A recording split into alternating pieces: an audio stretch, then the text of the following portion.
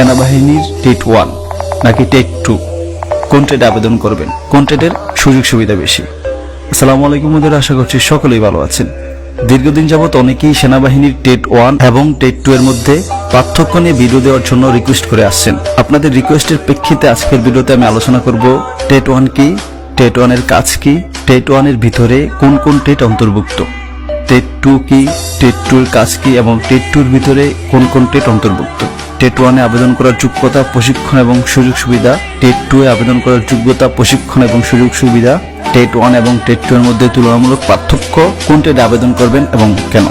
আজকের ভিডিওটি হতে চলছে অনেক বেশি তথ্যবহুল এবং ইন্টারেস্টিং, তাই অবশ্যই ভিডিওটি শেষ পর্যন্ত দেখুন। সম্পূর্ণ ভিডিও নিয়ে আপনাদের সাথে আছি আমি মিহান, আপনারা দেখছেন আর্মি ডট স্টুডিও।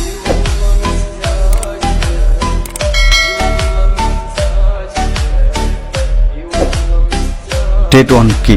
সেনাবাহিনীর যে সকল সদস্য যোদ্ধা, অর্থাৎ যুদ্ধকালীন সময়ে যাদের কাজ হলো সম্মুখ সমরে শত্রুর মোকাবেলা করা, সেই টেটের সদস্যদেরকে টেট 1 বলা হয়। টেট 1 এর কাজ কি জানার আগে জানতে হবে টেট 1 এর ভিতরে কোন কোন টেট অন্তর্ভুক্ত। যে সকল টেট 1 এর ভিতরে অন্তর্ভুক্ত তার সবগুলো যদি বলতে চাই তাহলে ভিডিও অনেক দীর্ঘ হয়ে যাবে, তার চেয়ে বরং সহজ ভাষায় বলি। আর্টিফিশিয়াল টেটগুলো ব্যতীত সকল টেট 1 এর অন্তর্ভুক্ত। এখন প্রশ্ন হলো আর্টিফিশিয়াল টেট কোনগুলো? এটা নিয়ে টেট 2 এর পর্বে আলোচনা করব। টেট 1 এর কাজ কি? যুদ্ধকালীন সময়ে সম্মুখ সমরে যুদ্ধ করা আর শান্তিকালীন সময়ে সেনাবাহিনীর বিভিন্ন গুরুত্বপূর্ণ দায়িত্ব পালন, ইউনিট নিরাপত্তা প্রদান এবং প্রশিক্ষণ গ্রহণ করা। টেট 2 কি? সেনাবাহিনীর যে সকল সদস্যদের কারিগরি কাজের জন্য আর্মিতে ভর্তি করা হয়েছে এবং যারা আংশিক যোদ্ধা তাদেরকে টেট 2 বলা হয়। আংশিক যোদ্ধা বলার কারণ হলো যুদ্ধকালীন সময়ে তারা সরাসরি সম্মুখ সমরে যুদ্ধ করবে না, যুদ্ধের জন্য প্রয়োজনীয় সরঞ্জাম সরবরাহ করবে।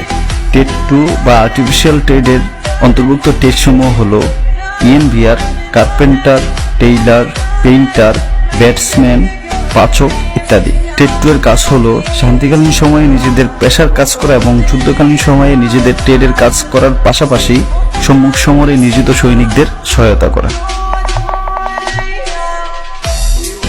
টেট 1 এ আবেদন করার জন্য আপনার শিক্ষাগত যোগ্যতা লাগবে এসএসসি পাস, রেজাল্ট জিপিএ 3.00 এর বেশি, উচ্চতা 5 ফুট 5 ইঞ্চি, বয়স 17 থেকে 20 বছর, বুকের মাপ স্বাভাবিক অবস্থায় 30 ইঞ্চি, বসানো অবস্থায় 32 ইঞ্চি।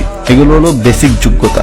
বাদ বাকি সকল তথ্য এবং পরীক্ষার জন্য কিভাবে প্রস্তুতি নেবেন জানতে এই ভিডিওটি দেখতে পারেন।